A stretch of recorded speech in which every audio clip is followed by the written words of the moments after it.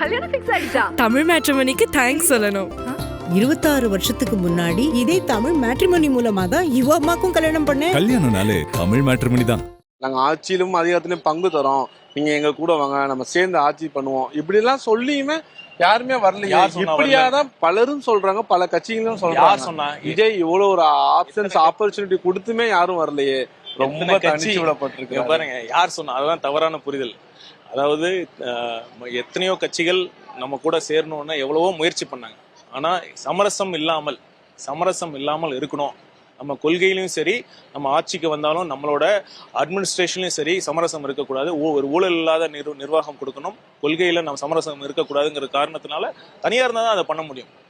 அதனாலதான் தனியா நாங்கள் வந்து முதல் தேர்தலில் கண்டிப்பா நாங்கள் வந்து தனியா நின்று தனியா ஆட்சி அமைக்க முடியும் அப்படிங்கிற நம்பிக்கை எங்க இருக்கு, மக்கள் ஆதரவும் இருக்கு. இந்த தேர்தல் அண்ணாமலை போட்டி போடாததை நீங்க எப்படி பாக்குறீங்க? அது அந்த கட்சியோட முடிவு. அதை பத்தி நான் கருத்து சொல்றதுக்கு எதுவும் இல்லை.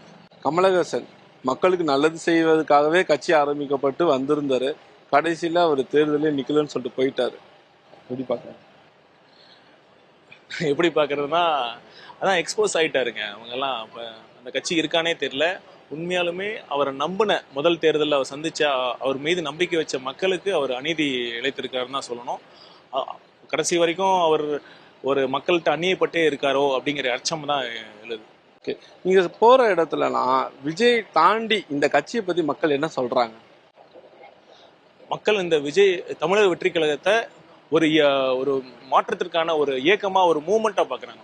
இது வந்து ஒரு அரசியல் கட்சிங்கிறத தாண்டி தன்னோட இத ஒரு மாற்று சக்தி, அதுக்கான ஒரு புதிய ஒரு சக்தி, அது மாதிரிதான் பாக்குறாங்க. ஓகே, என்னை சுத்தி நிறைய சூழ்ச்சி நடக்குது, எனக்கு ஏற்பட்டுள்ள அநீதிக்கு நீதி கேட்க தான் நான் உங்களை தேடி வரேன்னு சொல்றாரு. அவருக்கு ஒரு விஷயம் நடந்தனால மட்டுமே தான் மக்களை சந்திக்கிறதுக்காக வராரா? அப்படிலாம் இல்லையே. இங்க பாருங்க, அதாவது மக்களை சந்திக்க போறப்பதான் எதுக்காக போனார்? அவர் சொந்த வேலைக்கா போனாரு? கரூருக்கு அவர் சொந்த வேலைக்கா போனாரு? மக்களை சந்திக்கிறதுக்கான போனது. மக்கள் பிரச்சனையை பேச தானே போனாரு. இந்த தீய சக்தி திமுகவை எக்ஸ்போஸ் பண்ண தானே போனாரு. அப்ப எப்படி நீங்க பிரிச்சு பார்க்க முடியும்? மக்கள் கிட்ட அவங்களோட பிரச்சனையை நம்ம பேச போறப்ப நடந்த சூழ்ச்சி, அதை கண்டிப்பா நாங்க எக்ஸ்போஸ் பண்ணோம். செந்தில் பாலாஜி சொல்றாரு, கரூர் விவகாரத்தை என்கிட்ட எங்க கேக்குறீங்க, என் தொகுதி மக்கள் பாதிக்கப்பட்டான், அவரை பார்க்க நான் போனேன், போய் விஜய் கிட்ட போய் கேளுங்கன்னு. ஏன் அவர் தொகுதி மாறினாரு? அவர் ஏன் தொகுதி மாறினாரு? தலைமை என்ன முடிவு எடுத்திருக்கோ அதை நான். தலைமை ஏன் அந்த முடிவு